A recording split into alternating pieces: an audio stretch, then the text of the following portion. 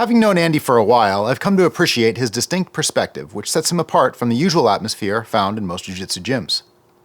Curiosity led me to question whether jiu-jitsu truly possesses the transformative power to facilitate healing and personal growth. So Andy, most people think of jiu-jitsu as a way to hurt somebody. So of course you can choke somebody, break their arm, break their leg, but can jiu-jitsu also be used to heal somebody? Yeah, I think that actually from the moment that someone walks in, it's a opportunity for them to heal, right? So you get students coming in for the first time that have anxiety and just to even step into the mat, right? And them working through that and having that courage to step onto the mat is healing for themselves. And of course, creating a culture that cultivates healing, I think, is also very important. So a student can continue to heal by having the support around them.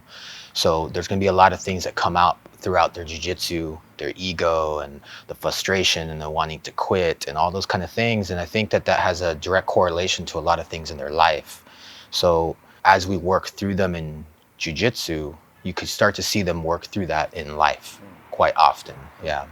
So, but quite the opposite can happen if you got, so those people with the insecurities coming in, like we all have traumas, we all have these past things from childhood and such.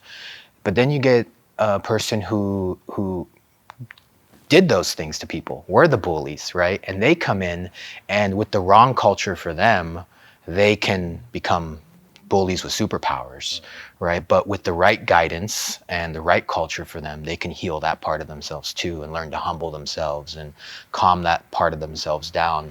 I think that is cultivated in a setting where that first and foremost is for healing and for accepting, people for where they are. But there has to be like some ground rules, of course, with the bullies coming in especially, So they can choose to run, or they can choose to work through that ego and work through all those things that are going to come up.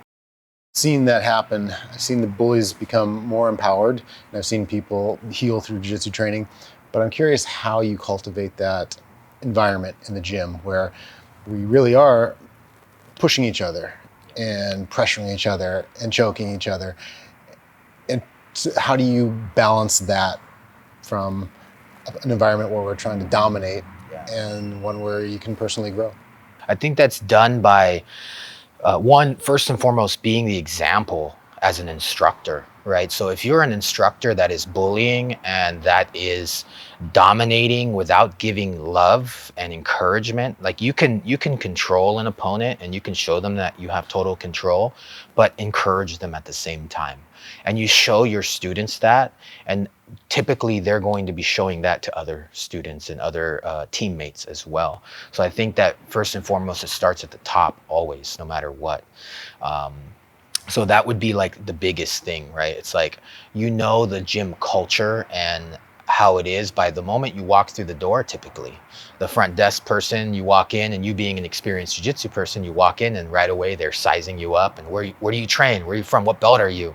Right? And all that can be like very like, whoa, like I'm just coming to train, relax, and from my experience, when I walked into those kind of gyms, I see that bully mentality played out throughout the whole mat.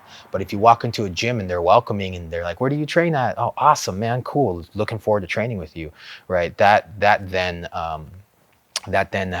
has a culture of growth typically, right? So, yeah. Hey guys, I'm here to tell you about the world's best fight shorts, the Nogi Ghost. If you've ever owned a pair of our shorts, you know these things last forever. With the Ghost, of course, there are no outer pockets that toes or fingers can get caught in. The high-quality embroidered logos will never fade or come undone.